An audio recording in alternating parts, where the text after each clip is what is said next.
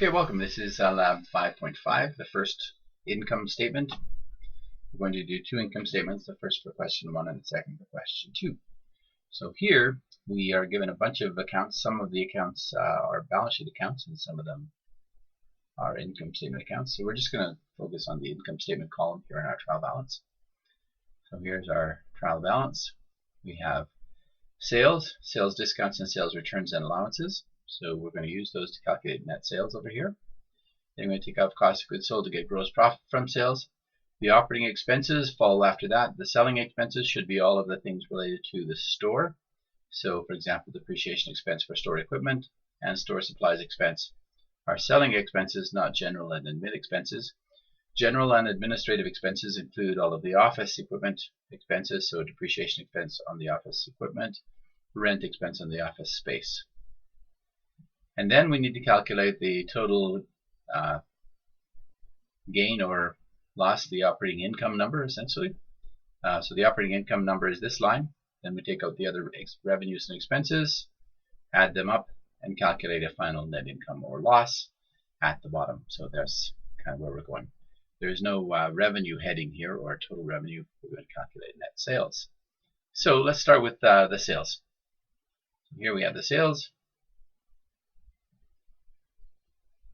Grab those and put them up there. The sales amount is $272,000. Okay. Then we have a couple of items for deductions. We have sales returns and sales discounts. So there are some sales discounts, and here are some sales returns. Oops, I think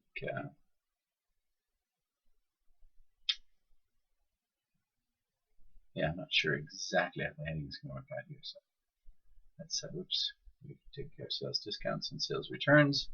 So the amounts are $22,500 and $15,500, which if we add them together results in deductions of $38,000. So the net sales is going to be the $272,000 in sales minus the $38,000 in deductions. And then the next line is going to be cost of goods sold. Now we can either type it in or we can grab it over here and drag it in. 78,500, which gives us the gross profit as the difference between those two. And now we start with the operating expenses. Depreciation expense, we need to give ourselves a little more room because I think there are 2 or 3 for each one, so give ourselves a little room to work here. Now we're going to fill them all in this column, and then this column is going to be the subtotal, and then we're going to add up those two subtotals to come up with total operating expenses over here, and then that'll give us an operating income or loss calculation here. So selling expenses, the store equipment, depreciation expense on the store equipment will fall under that category for $16,000. Interest expense goes under other revenues. Expenses down at the bottom. Office supplies expense would be general and admin expenses. I guess let's work our way from the top here. Depreciation expense on the office equipment is going to be a general and admin expense for $19,000. And interest expense will be down here under other revenues and expenses. I actually need a little more room because we have a rent revenue as well. So interest expense is $19,000.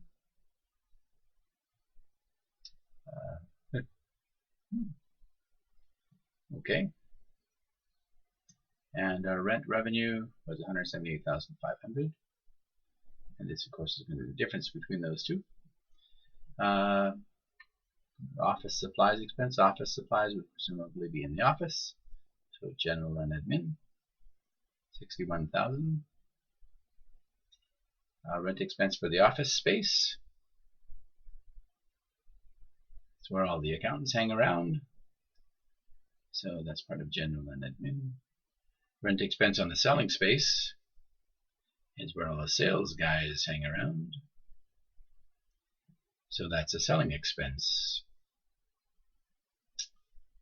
Now we have store supplies expense, and that's in the store where they do the selling. So that number goes there. Okay, I think we've taken care of everything that says expense or revenue earned or anything like that here. All the rest of them are balance sheet items. So let's do a little bit more mathematical calculations here. Here we're adding up the selling expenses.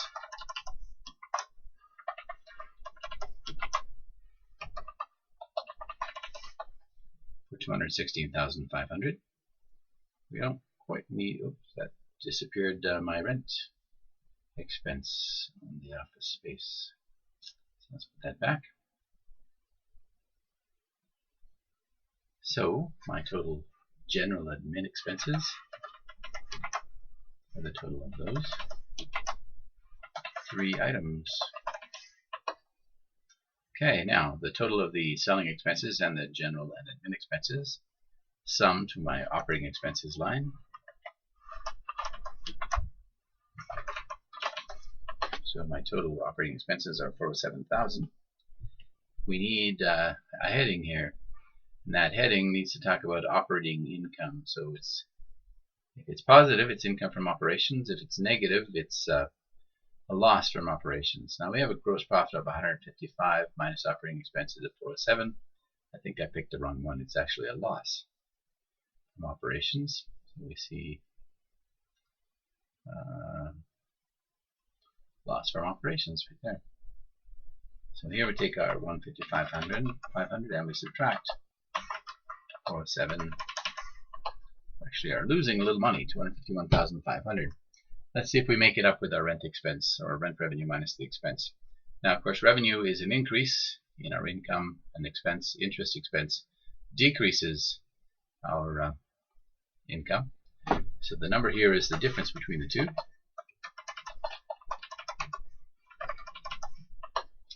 Of 159,500, and of course we already have a loss, so this will be an even bigger loss. Well, actually, it's not going to be an even bigger loss because this is net revenue, right? But it will still be a loss. So we have 251 minus 159,500. So our loss is 92,000. Now remember that we don't want to have a negative sign showing up here. So I'm actually going to, if I can figure out how to do that, go to the home, hit minus, and then the open bracket, go to the end, hit the close bracket, so that the loss, it says it's a loss. Loss from operations is 251,500. We know that that's a loss from the heading, not from the negative sign here. And we also know that this is a net loss of 92,000. We haven't designated that by brackets as we commonly see in some financial statements. So let's see what Lyrics thought of all of our work. Lyrics agrees completely. We have a perfect score, and we're done.